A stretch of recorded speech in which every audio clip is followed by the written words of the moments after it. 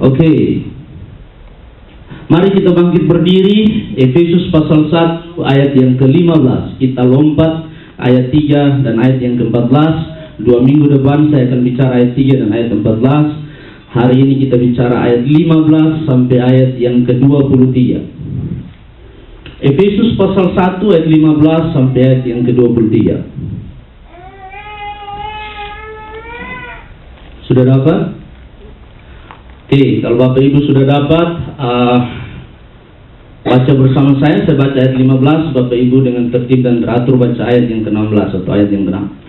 Karena itu setelah aku mendengar tentang imanmu dalam Tuhan Yesus dan tentang kasihmu terhadap semua orang kudus, aku pun tidak berhenti mengucap syukur karena kamu, dan aku selalu mengingat kamu dalam doaku, dan meminta kepada Allah Tuhan kita Yesus Kristus, yaitu Bapa yang mulia itu, supaya Ia memberikan kepadamu roh hikmat dan wahyu untuk mengenal Dia dengan benar, dan supaya Ia menjadikan mata pemikiran agar kamu mengerti pengharapan apakah yang pernah mendalam panggilannya, betapa kayanya kemuliaan bagian yang ditentukannya bagi orang-orang kudus, dan betapa hebat kuasanya bagi kita yang percaya sesuai dengan kekuatan kuasanya yang dikerjakannya dalam Kristus dengan membangkitkan Dia dari antara orang-orang mati dan mendudukkan Dia di sebelah kanannya di surga, jauh lebih tinggi dari segala pemerintah dan penguasa dan kekuasaan dan kerajaan dan tiap-tiap nama yang dapat disebut, bukan hanya di dunia ini saja melainkan juga di dunia yang akan datang. Dan segala sesuatu telah diletakkannya di bawah kaki Kristus, dan Dia telah memberikannya kepada jemaat sebagai kepala dari segala yang ada. Sama-sama ayat 23, 1, 2, 3. Jemaat yang adalah tubuhnya, yaitu kepenuhan Dia yang memenuhi semua dan segala sesuatu. Puji Tuhan, silakan duduk. Kalau Bapak Ibu masih ingat, kita bicara pasal 1 ayat 1 dan ayat yang kedua.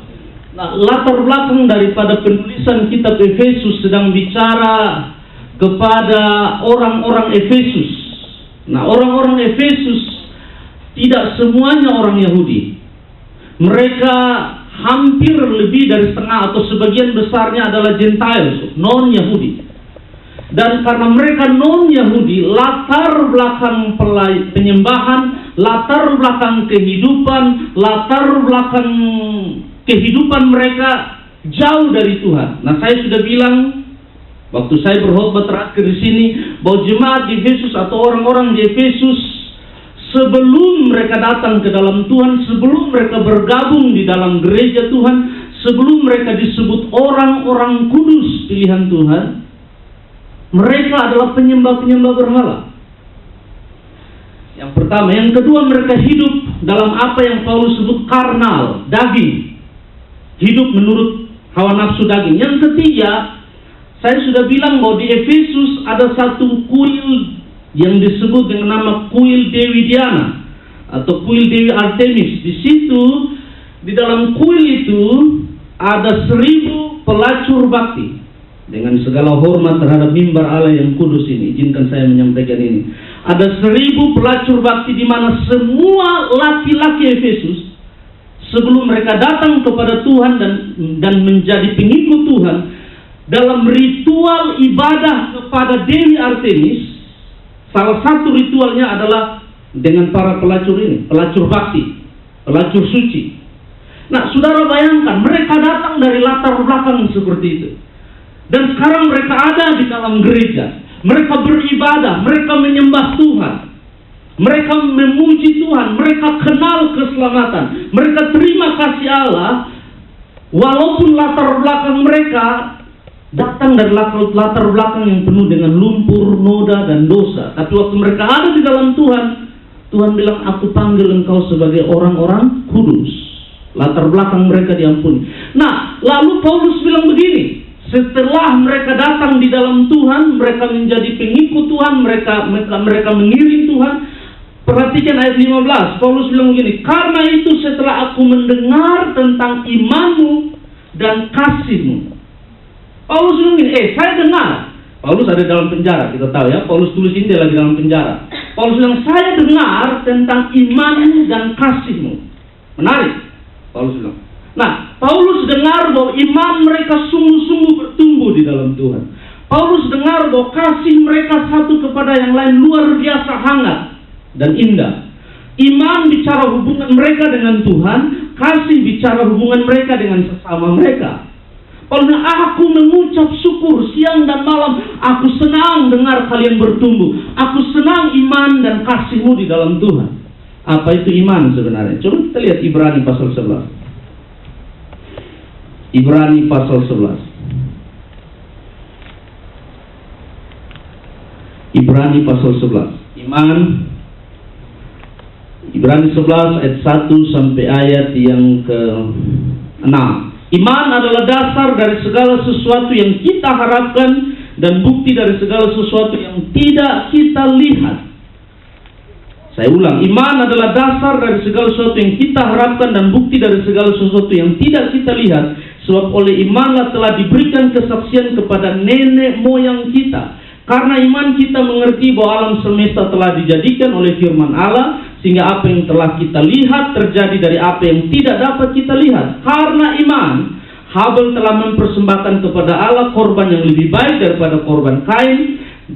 Dengan jalan itu ia memperoleh kesaksian kepadanya bahwa ia benar, karena Allah berkenan akan persembahannya itu, dan karena iman ia masih berbicara sesudah ia mati. Ayat 5, karena iman Henok terangkat dan ia disebut benar. Ayat yang ke-6, tetapi tanpa iman tidak mungkin orang berkenan kepada Allah, sebab barang siapa berpaling kepada Allah, ia harus percaya bahwa Allah ada dan bahwa Allah memberi upah kepada orang yang sungguh-sungguh mencari Dia. Iman adalah fondasi kekristenan. Iman adalah dasar kekristenan kita. Sebab penulis kitab Ibrani bilang begini, iman adalah dasar dari segala sesuatu yang tidak kita lihat. Bicara masa lalu. Dari mana saudara percaya bahwa dunia diciptakan? Hanya iman. Sebab penulis kitab Ibrani bilang begini, karena iman kita mengerti bahwa alam semesta telah dijadikan oleh firman Allah, sehingga apa yang kita lihat telah terjadi dari apa yang tidak kita lihat. Maksudnya begini, peristiwa penciptaan dari hari pertama sampai hari yang ke-6 dan Tuhan istirahat hari yang ke-7, kita tidak ada di sana. Saudara dan saya tidak ada di sana. Tapi penulis kitab Ibrani bilang itu kita percaya karena iman. Iman membuat kita percaya bahwa itu Allah yang melakukan. Masa lalu, iman adalah bukti dari segala sesuatu yang kita harapkan, sesuatu di depan.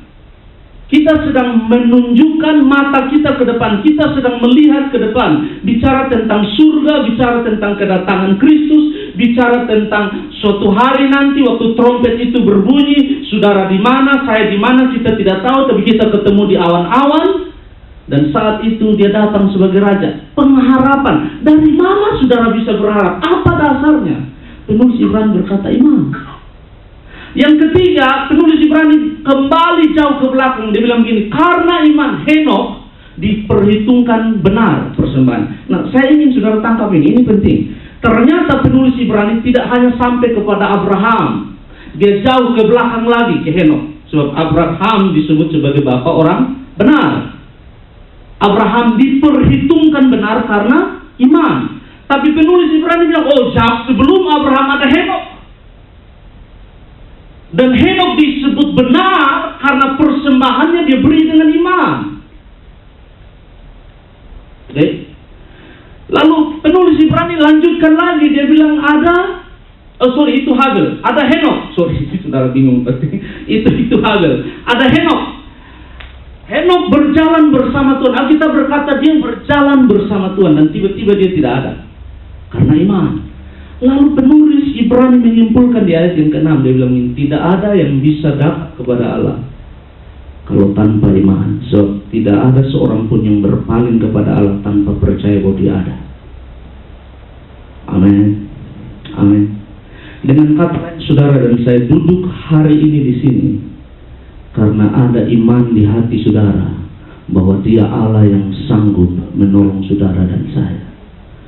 Ada iman bahwa ternyata kekuatan kita sebagai manusia terbatas, dan kita perlu satu kekuatan yang besar. Amin. Ada iman bahwa waktu saya tidak mampu, Dia mampu. Ada iman bahwa waktu cara saya tidak mampu menyelesaikan, Dia tidak kurang cara untuk menyelesaikan. Itu iman. Yang kedua, penulis Ibrani bilang, Paulus bilang begini, waktu aku mendengar tentang imanmu dan kasihmu, orang Efesus, saya berdoa supaya saudara mengerti ini. Orang Yahudi itu tidak akan mungkin duduk bersama orang non-Yahudi. Tidak akan mungkin. Itu seperti sekarang gambarannya di India, kasta. Tidak mungkin orang yang kasta tinggi duduk bersama dengan orang yang kasta rendah. Dalam sinagog itu ada ruangan. Yang ruangan pertama itu bagi orang Yahudi, orang non-Yahudi di halaman. Kalau ada ibadah di rumah orang non-Yahudi, orang Yahudi tidak akan masuk dalam rumah itu. Bahkan salaman saja tidak mungkin. Tidak mungkin sebab haram hukumnya. Mereka merasa bahwa mereka pilihan Tuhan. Nah, kita akan bicara itu di ayat yang ketiga sampai 14 2 minggu ke depan. Mereka merasa mereka pilihan Tuhan dan tidak ada orang lain, mereka superior. Tapi Paulus bilang ini, saya lihat ternyata kalian bisa hidup bersama. Ada kasih di dalam kalian. Ada Yahudi dan non-Yahudi, ada kaya dan miskin, ada pintar dan kurang pintar, semua duduk bersama di dalam tubuh Kristus. Dan Paulus bilang, aku tidak berhenti mengucap syukur. Pertanyaannya apa itu kasih? Coba lihat 1 Korintus. 1 Korintus. Oh sorry. Iya 1 Korintus. 1 Korintus 13.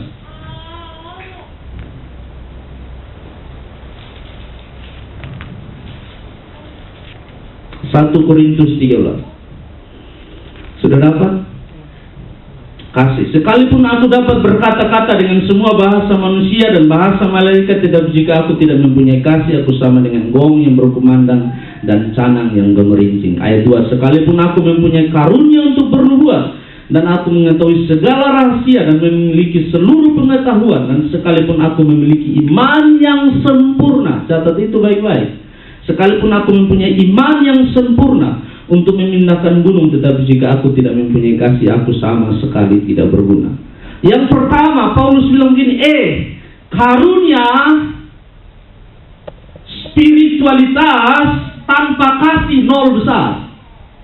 Paulus bilang, saya tidak peduli kamu bahasa roh dari bangun pagi sampai tidur kembali. Saya tidak peduli engkau bisa semua bahasa di dunia. Konteks kita Korintus adalah orang-orang Korintus sangat boasting. Mereka sombong dengan gnosis, pengetahuan. Mereka bilang, kami pintar, kami mampu, kami punya seluruh pengetahuan. Paulus bilang, percuma kau punya seluruh pengetahuan. Di dalam kelompok orang Korintus ada orang yang kejar karunia. Mereka berkanjang kepada karunia, kata Paulus. Kalau tidak ada karunia, mereka bilang tidak bisa. Jadi dalam kebaktian harus ada karunia. Tapi mereka lupa bahwa ibadah yang 2 jam di mana karunia bermanifestasi di dalam ibadah yang 2 jam harus dimanifestasikan dalam hidup saudara 6 hari 20 jam di luar sana, yaitu kasih. Paulus bilang, percuma kau punya semua karunia, Paulus bilang, tapi kalau engkau tidak punya kasih, nol besar, tidak ada guna. Yang berikut, ayat yang ketiga, Paulus bilang begini, dan sekalipun aku membagi-bagikan segala sesuatu, Paulus bilang begini, engkau memberi semua yang kau punya sampai engkau menyerahkan diri dibakar pun, kalau tidak ada kasih, nol. Dengan kata lain begini, saudara bisa memberi tanpa mengasihi, tapi saudara tidak bisa mengasihi tanpa memberi. Yang setuju bilang amin. Kenapa? Saya bisa beri.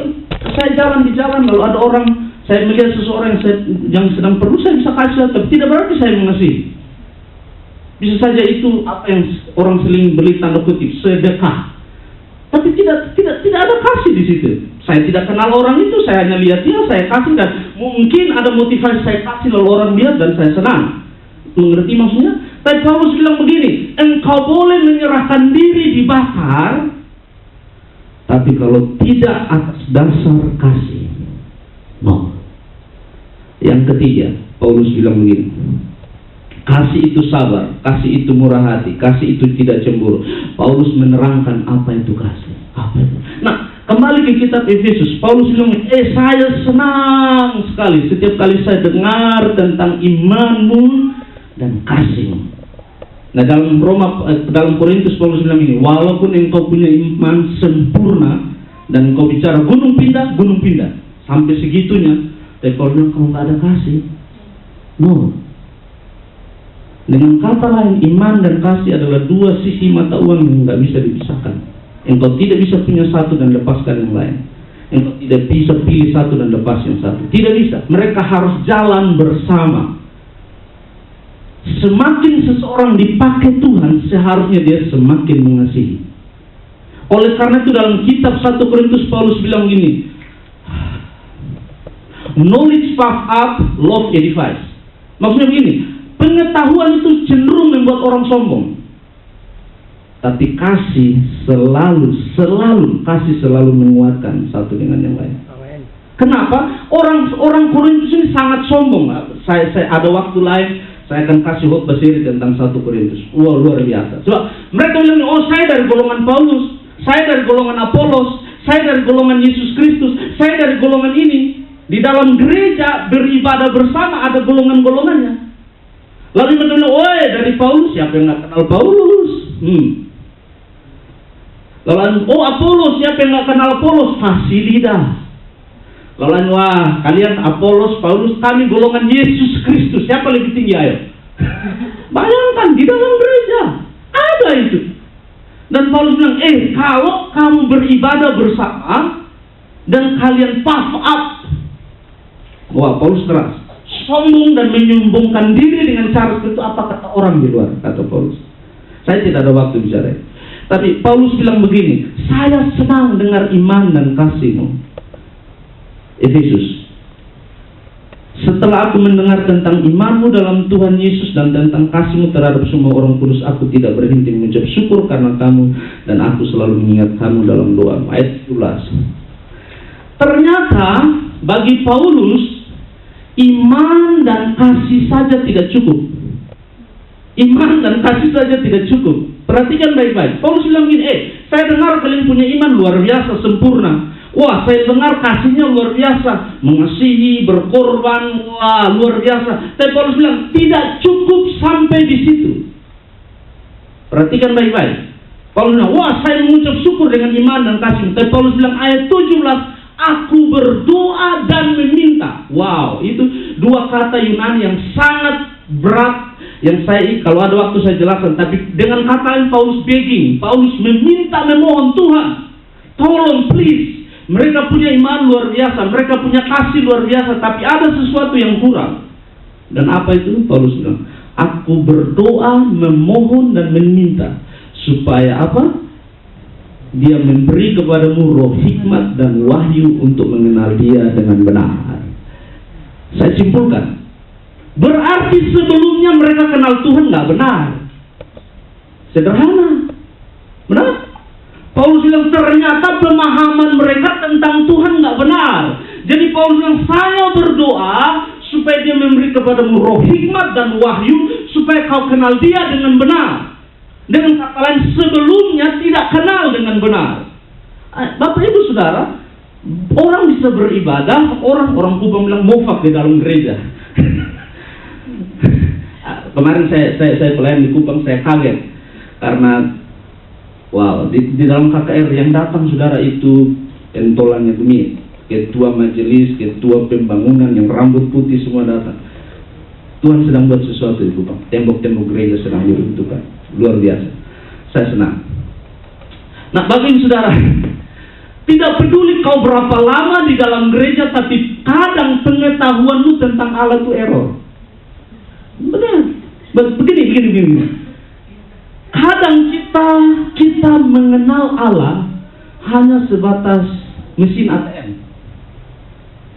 Kalau saya perlu, saya tendes kode PIN-nya, uangnya keluar, bye-bye. Kalau saya ada lagi, perlu, saya kasih masuk kartunya, tendes nomor PIN, saya dapat uangnya, bye-bye. Bukankah banyak orang Kristen menganggap Allah seperti itu? Saya hanya datang kepada Allah kalau saya perlu. Selagi saya kuat, selagi saya mampu, selagi saya bisa, bye-bye. Saya tidak perlu Allah. Tunggu, saya pakai bahasa Kupang. Tunggu kalau selang masuk di hidung, selang masuk di sini, langsung masuk di semua tubuh baru panggil Tuhan. Kenapa Paulus bilang, aku berdoa supaya engkau mengenal dia dengan benar. Dengan kata lain begini, bahkan untuk melangkah satu langkah saja di hidupmu, kalau tanpa dia engkau tidak bisa. Pengenalan itu tinggi. Dan Paulus bilang, aku berdoa supaya roh hikmat dan wahyu. Kita akan bicara apa itu roh hikmat dan wahyu. Tapi aku berdoa supaya roh hikmat dan wahyu Tuhan beri kepada engkau, supaya engkau mengenal dia dengan benar. Sebab saya percaya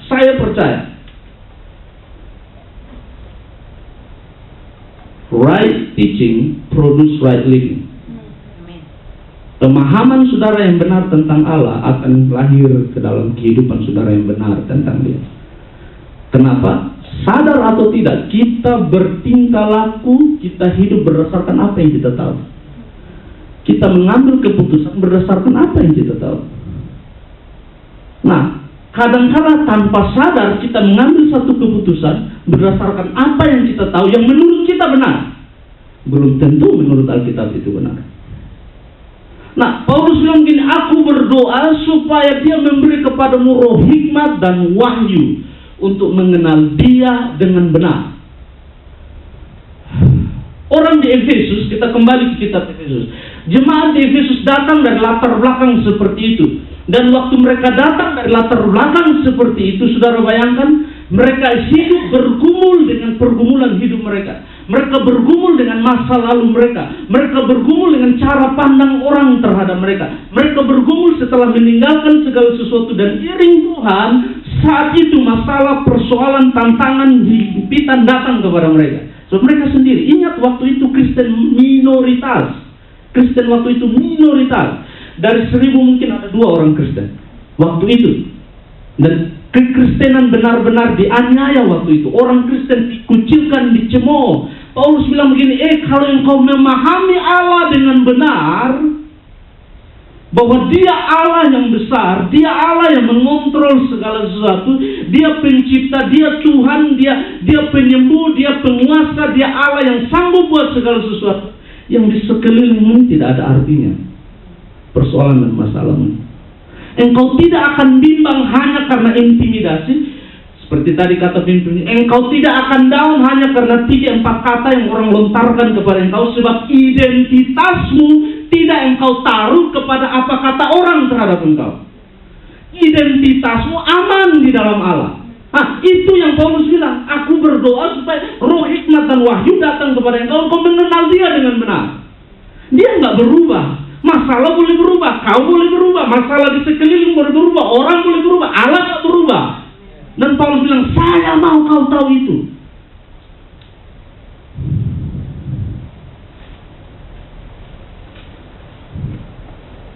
Aku berdoa supaya engkau mempunyai roh hikmat dan wahyu.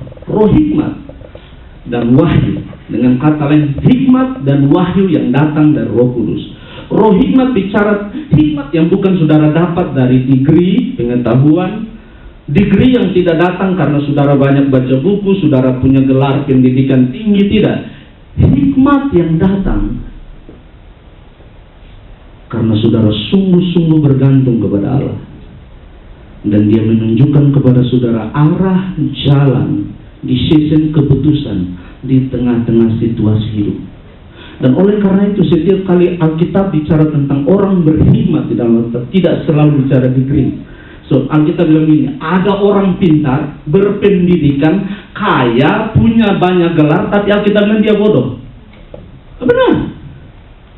Alkitab bilang begini, ada satu orang kaya, kumpul banyak uang, banyak harta, lalu dia bilang gini, bersenang-senanglah hai jiwaku, makan dan minumlah. Alkitab bilang, bodoh, besok kau pulang.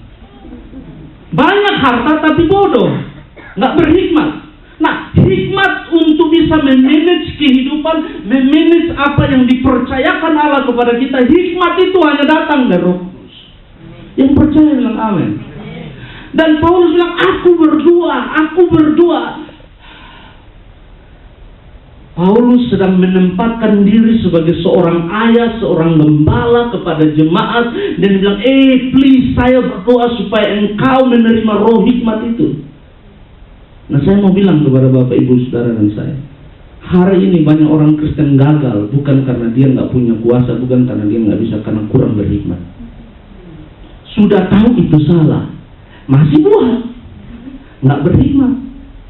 Sudah tahu itu nggak boleh, masih buat. Nanti kalau dapat masalah, Tuhan tolong, Tuhan bilang nggak berhikmat.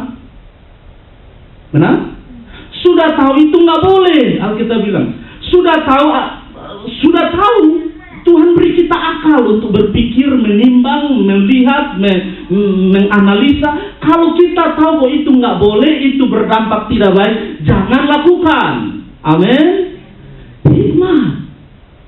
Dan wahyu bicara tentang sesuatu yang, wahyu itu bicara tentang sesuatu yang diselubung seperti ini, dan waktu dibuka itu namanya penyingkapan. Wahyu di sini tidak sedang bicara ineransi Alkitab, tidak sedang bicara Alkitab, penulisan Alkitab. No. Wahyu di sini bicara tentang rahasia Allah yang dibukakan. Tidak sedang bicara penulisan Alkitab, sebab Alkitab sudah selesai ditulis, dan Alkitab bilang siapa tambah kutip, siapa kurang berkat, selesai. Tidak usah tambah. Dan Paulus bilang, aku berdoa supaya engkau memiliki roh hikmat dan wahyu. Wahyu berarti dalam pengalaman hidup, dalam persoalan hidup, dalam air mata, Tuhan sedang buka sesuatu untuk kau belajar. Amin.